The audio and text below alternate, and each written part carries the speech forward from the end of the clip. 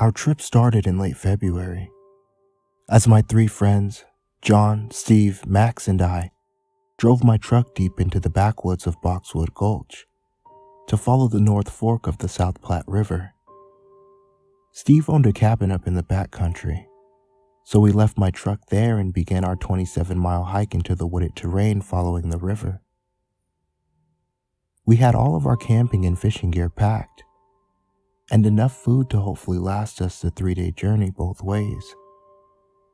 The pre-spawn bass wouldn't be an easy catch once we reached the hole, but if we were going to endure this brutal cold, we wouldn't go home without a fight.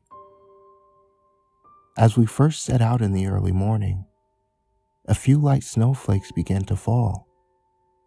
The terrain was heavily wooded and uneven, making for slow going, but the cool mountain air rustled through the trees, and the sunlight streamed through the canopy, making the snowflakes glint and shimmer as the birds chirped overhead. This was going to be a near-perfect trip. We stopped for a quick rest a few hours in. The weather had been slowly worsening since we had left, but it was only then that we realized just how bad it had really gotten. The snow was whipping around us in a blinding flurry as the wind howled. The crooked, mangled trees creaked and swayed violently, almost threatening to snap in two. The ground had already accumulated a good 6 inches of snow. It was now about midday, but the sky was black. And I don't mean dark due to the ever-intensifying storm. I mean that in between the gaps in the clouds, there was no blue, just solid black. None of us really made note of it at the time, as it was hard to notice through the thick cascade of snow and the limited visibility. After continuing our hike for some time, however, it became all too apparent that something was wrong. In addition to the sky, we also realized that there was nothing in the distance. There should have been some mountains or something like there had been at the start. But no matter which way we turned, the world only seemed to extend 50 or so feet around us. Then it disappeared into the blizzard. It was nighttime now, or at least, it was completely dark out. My watch, however, read 2 in the afternoon. As we walked forward, new things slowly came into view, but everything behind us disappeared. And although we could progress further, we couldn't seem to double back. Once we left something behind us, we couldn't reach it again. Steve had forgotten his lighter a little while back when we stopped to eat, but when we tried to turn around and go back, we were greeted by a wall of snow and fog, nearly impossible to see through. Our flashlight beams didn't penetrate the fog. They stopped as if they hit a physical wall. Tendrils of vapor danced across the distinct surface, and the gray void behind it seemed to extend into eternity. Curious, Steve slowly reached out and moved his hand into the fog. First his fingertips disappeared, and then his whole hand vanished into the haze. We all stood in disbelief, looking at the wall, which was impossibly tall and extended as far as we could see. There was no real gradient to it. Things didn't fade into the distance. There was a clear line where the wall began, and nothing was visible beyond that point. We were making a note of all this when Steve muttered something. "What was that?" I asked. He stammered. I can't feel my hand." He said this slowly, as if realizing it as he said it. Puzzled, he retracted his hand slowly, and then screamed. His glove was shredded. almost disintegrated, and his hand looked like it had been forced through a wood chipper. Deep gashes revealed white bone underneath, and what fingers were left were stripped clean. We all panicked. Oh God, this is bad, Max cried. Steve simply stood clutching what was left of his hand and hyperventilating. We had to get him to a hospital, or he would certainly bleed to death. But we were almost a day's walk from Steve's cabin, which was already remote enough. We were all frantically checking our phones for a signal when the worst happened. Steve fainted. His eyes closed, his legs buckled, and he fell forward into the fog. None of us noticed at first, but when we finally did, all we could see were his legs protruding from the mist. We immediately, without thinking, rushed to pull him out. We grabbed his legs and strained to drag him back to view. Before we even saw him, however, we immediately regretted doing so. We somehow knew what we would find. The thing we dragged out, it wasn't Steve. Not anymore. All of his skin was cleaved off, his ribcage ripped open and with his entrails spilling out. And his face instantly burned into my vision, becoming an after-image that haunts me to this day. Not merely because it was horrendously mutilated, not merely because his eyes had been torn out, only leaving empty sockets,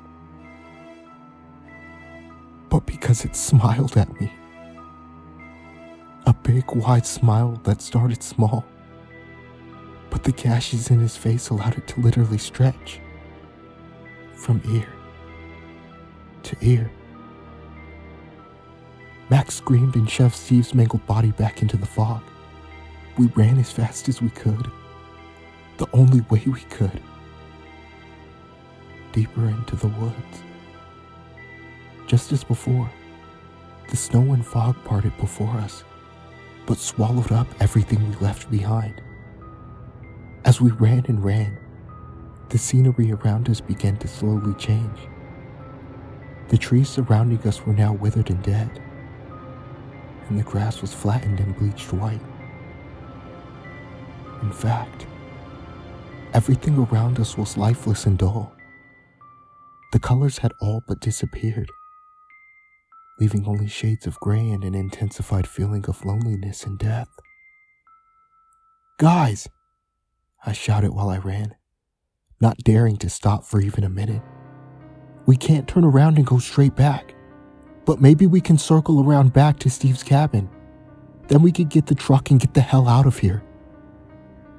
John and Max nodded their heads and we turned 90 degrees right and continued running. Eventually, we ran through what appeared to be a herd of deer, all of which were laying on the ground, gray and lifeless, hacked to pieces. Blood soaked the snow-covered ground. As we ran through the herd, dodging corpses, it was hard not to notice that their dead, lifeless eyes, they seemed to follow us. When we felt confident enough that we wouldn't be doubling back on ourselves, we turned towards Steve's cabin, towards safety. We ran for at least another hour. Eventually, however, none of us could run any longer. Our bodies simply wouldn't allow it, and we were forced to stop. After some time, Max, John, and I managed to get a fire going, despite the snow and damp tinder. We had hoped that it would bring some sense of warmth and security. But we were wrong. The flames were a bright and orange hue, bleeding some color into the grayscale world. It clearly didn't belong, Neither did we. The longer the flames crackled and popped, the more we began to hear something. Distant and quiet at first, but slowly growing closer, louder, and more numerous. A chorus of blood-curdling wails and moans soon filled the stagnant air around us. Focused on the fire and pretending to be safe, mesmerized by its beauty, we didn't immediately notice a mangled deer carcass slowly dragging itself out of the fog and into view. Nor did we notice the second, nor the third. Finally, we snapped out of the trance just in time to scramble to our feet in terror as a myriad of different animal carcasses clambered out of the fog, drawn to the strange light of the fire. We were intruders in their world.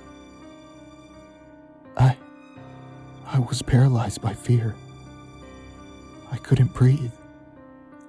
The corpses moved with a surreal and broken haphazard toss of limbs, as if poorly animated puppets.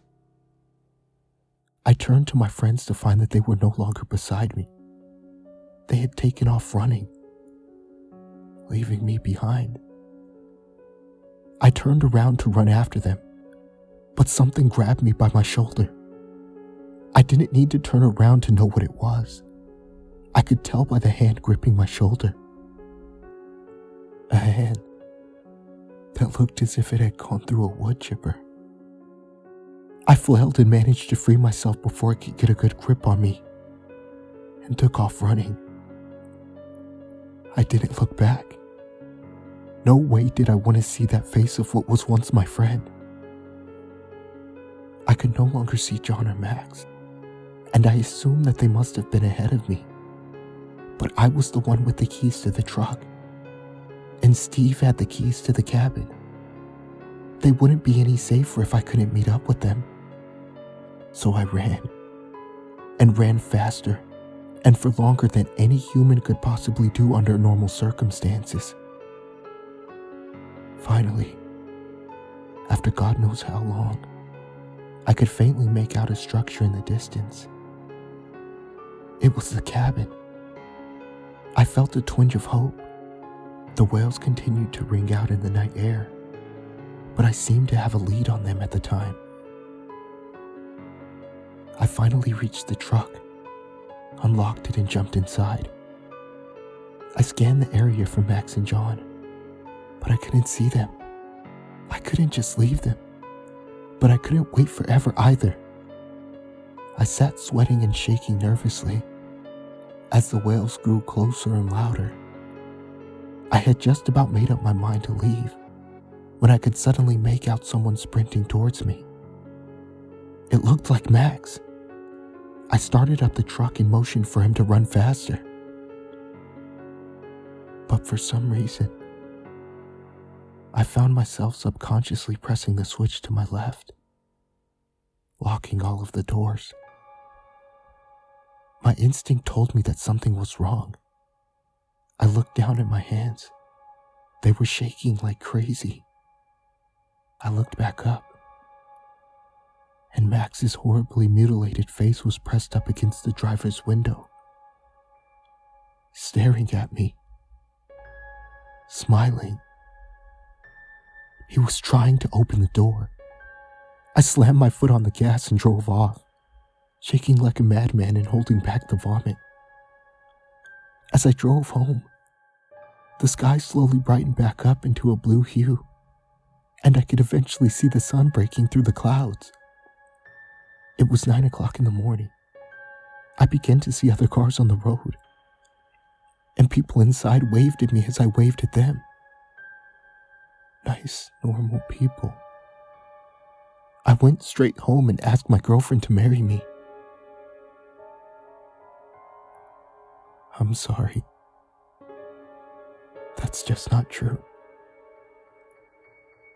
I'm sitting in my house now, door locked and barricaded, windows boarded up, and I'm writing this story